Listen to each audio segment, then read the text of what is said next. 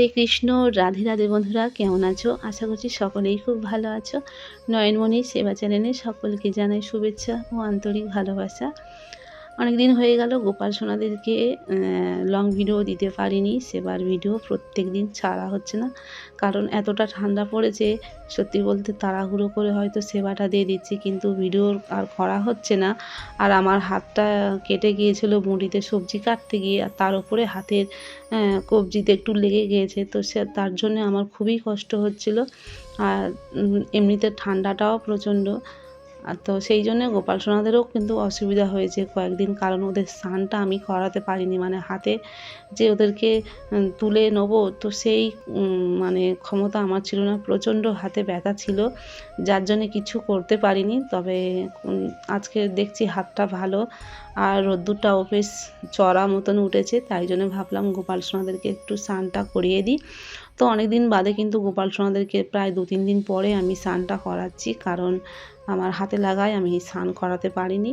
আর মেয়ের তো স্কুল আছে, মেয়ে স্কুলে যাচ্ছে, তো সেই জন্যে অসুবিধা হচ্ছিল কদিন আমার গোপাল সোনাদেরকে স্নান টানগুলো। সত্যি খুবই মনটা খারাপ লাগছিল। অনেকদিন পরে ভিডিওটি করছি, তবে আজকের কিছু প্রশ্নর উত্তর আমি দেবো। অনেকেই এই রকম মধ্যে আছো, তো সেই প্রশ্নের উত্তর দেবো বলে আজকের ভিডিওটি করছি।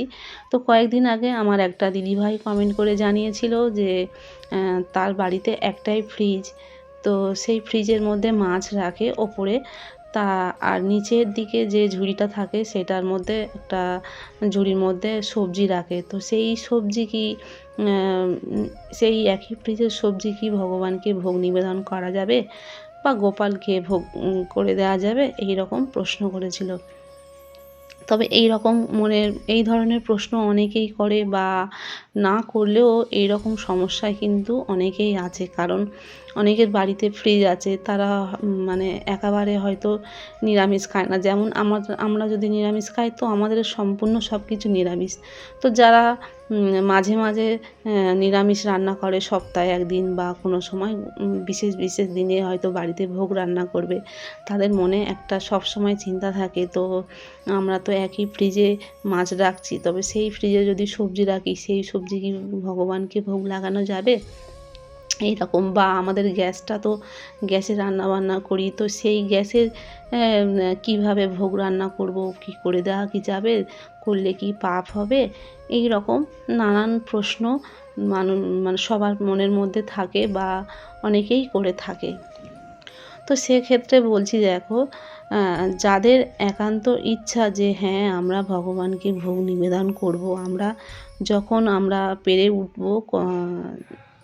চেষ্টা করব যে হ্যাঁ আমরা আজকে দিতে পারবো ভগবানকে। যারা হয়তো রেগুলার পারো না ভোগ দিতে, আর বিশেষ করে একটা সংসারে মেয়ের ক্ষেত্রে অনেকটা সমস্যা হয়। বাড়ির পরিবারকে সবারকে নিয়ে মিলেমিশে থাকতে হয়, সবার সঙ্গে তালে তাল মিলিয়ে চলতে হয়।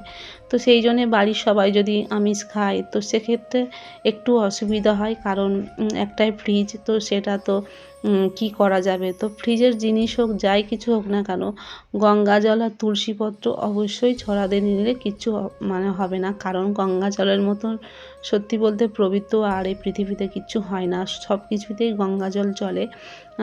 আমরা তো নিজেরাই তো বলি যে আমাদেরকে শুদ্ধ করার জন্য গঙ্গা স্নান করা দরকার, বা এই রকম। তো সেই জন্যে পবিত্র করে নেবে অবশ্যই গঙ্গা জল ছিটিয়ে, তাতে কোনো অসুবিধা হবে না। তো এই রকম বাড়িতে অনেকেরই একটা গ্যাস থাকে, তো সেই গ্যাসটাকে ভালো করে ধোয়াধুয়ি করে মোছামুছি করে সাবান টাবান দিয়ে পরিষ্কার করে নিয়ে অবশ্যই গঙ্গা জল ছিটিয়ে নেবে, নিয়ে গোপালকে অবশ্যই ভোগ নিবেদন করবে। এতে ভগবান খুবই অত্যন্ত খুশি হবে। ভগবান তো জানে ভক্তের মনের অবস্থা কী রকম, তার মানে বাড়ির কী অবস্থা। তো সেই জন্য যদি আমরা ভক্তি সহকারে ভগবানকে ভোগ নিবেদন করি, ভগবান অবশ্যই প্রসন্ন হবে। তো সেই জন্যে মনে না সংকুচিত করে অবশ্যই ভোগ লাগান। অনেকে কী করে, মনে মনে ভাবে যে আমি সমস্ত কিছু আমার তো বাড়ির সব কিছু আমিষ, তো আমি এগুলো সমস্ত কিছু পরিবর্তন করে তবেই আমি ভগবানকে ভোগ লাগাবো। তো এটা করতে গেলে সম্পূর্ণ ভুল হবে, কারণ দেখবে আমরা সব কিছু একটা ভেবে রেখে দিই মনের মধ্যে যে এটা আমি করব, অমুক দিনে তমুক দিনে সব কিছু আমরা মন থেকে ভেবে রেখে দিই গুছিয়ে গাছিয়ে যে এরকম সমস্ত কিছু সব কিছু পরিবর্তন করে তবেই ভোগ লাগাবো। এটাই আমাদের পরিকল্পনা থেকে যায়, আসলে সেটা পূর্ণ করতে গেলে কিন্তু মানে হয়ে ওঠে না। দেখবে কোনো দিন সেটা হবেই না, আদৌ আশাটা আমার পূরণ হবে না। তো সেই জন্য যখন ভক্তি আসবে অবশ্যই আস্তে আস্তে সব কিছু মন থেকে ভগবানকে নিবেদন করবে, ভগবানের কাছে প্রার্থনা করবে যে ভগবান যেটুকুনি আমার কাছে আছে আমি সেই রকমভাবেই সেইটুকুনি দিয়ে আমি তোমাকে সেবা দিচ্ছি, তুমি এটা গ্রহণ করো।